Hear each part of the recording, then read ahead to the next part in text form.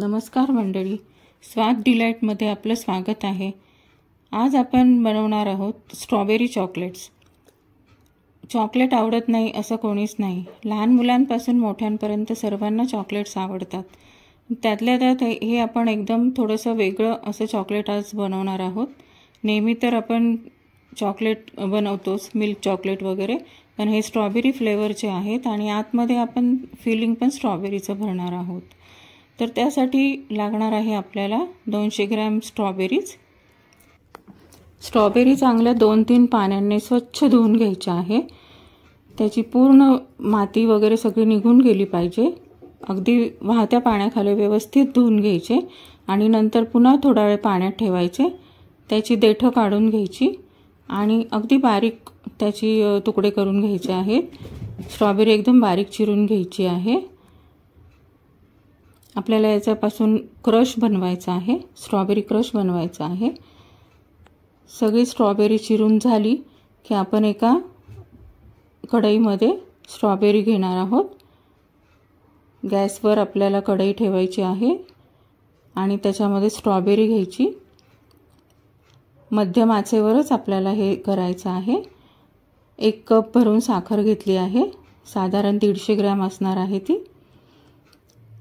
व्यवस्थित हलवत राहायचं, सतत हलवत राहायचं, म्हणजे साखर जळणार नाही आणि व्यवस्थित मेल्ट होईल।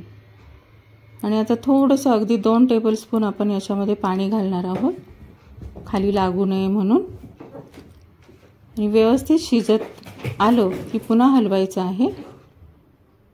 घट्ट आपल्याला त्याचं असं कन्सिस्टन्सी जी आहे ती घट्ट झाली पाहिजे एकदम अशी। आणि हे जे आपण बनवणार आहोत क्रश, हे साधारण महिनाभर तरी चांगलं राहतं। त्यानंतर चॉकलेटची तयारी करूयात। स्ट्रॉबेरी फ्लेवरचं कंपाऊंड इथे मी घेतला आहे, 200 ग्रॅमचा तो बार आहे। व्यवस्थित थोडा कट करून घ्यायचा आणि ओव्हन प्रूफ बाउलमध्ये घेतला तर ते बाउल तुम्ही ओव्हनमध्ये ठेवून 1 मिनिट ते 2 मिनिट पर्यंत जर ठेवलं ओव्हनमध्ये, मायक्रोवेव्ह ओव्हनमध्ये, तर मेल्ट होईल व्यवस्थित। आणि जर का मायक्रोवेव्ह नसेल तर पातेल्यामध्ये पाणी गरम करून घ्यायचं, उकळून घ्यायचं चांगलं, आणि त्याच्यावर हा बाउल ठेवायचा आणि व्यवस्थित हलवत राहायचं। समजा गार झालं तर तुम्ही डायरेक्ट गॅसवर सुद्धा पातेलं ठेवू शकता आणि त्याच्यावर बाउल ठेवून हे हलवू शकता, म्हणजे चॉकलेट जे आहे ते मेल्ट होईल व्यवस्थित। आता बघा, अशा पद्धतीने चॉकलेट व्यवस्थित वितळून झालं आहे। आता मी इथे साचा घेतला आहे, चॉकलेटचा साचा घेतला आहे, मोल्ड घेतला आहे। याच्यामध्ये आपण चॉकलेट सर्व मोल्डमध्ये व्यवस्थित भरून घेणार आहोत। थोडं थोडं, अगदी संपूर्ण नाही भरायचं, अर्धच भरायचं आणि अशा पद्धतीने ते पसरवून घ्यायचं आहे। सगळीकडे व्यवस्थित पसरवून घ्यायचं अख्ख्या मोल्डमध्ये। आणि त्याच्यानंतर हा मोल्ड जो आहे तो फ्रीजमध्ये 5 मिनिटासाठी ठेवायचा आहे। 5 मिनिटांनंतर पुन्हा बाहेर काढायचा, म्हणजे आत्ता जे चॉकलेट भरलं आहे ते थोडंसं घट्ट होईल आणि आपल्याला स्ट्रॉबेरी क्रश भरायला सोपं जाईल। आता आपण सगळ्या मोल्डमध्ये, सगळ्या चॉकलेट्समध्ये स्ट्रॉबेरी क्रश भरून घेऊयात। अशा प्रकारे सगळ्या चॉकलेटमध्ये आपण स्ट्रॉबेरी क्रश भरून झाला आहे आणि आता आपल्याला ते बंद करायचं आहे। त्यासाठी आपण पुन्हा त्याच्यामध्ये चॉकलेट भरणार आहोत, मेल्ट केलेलं चॉकलेट पुन्हा त्याच्यामध्ये ओतणार आहोत।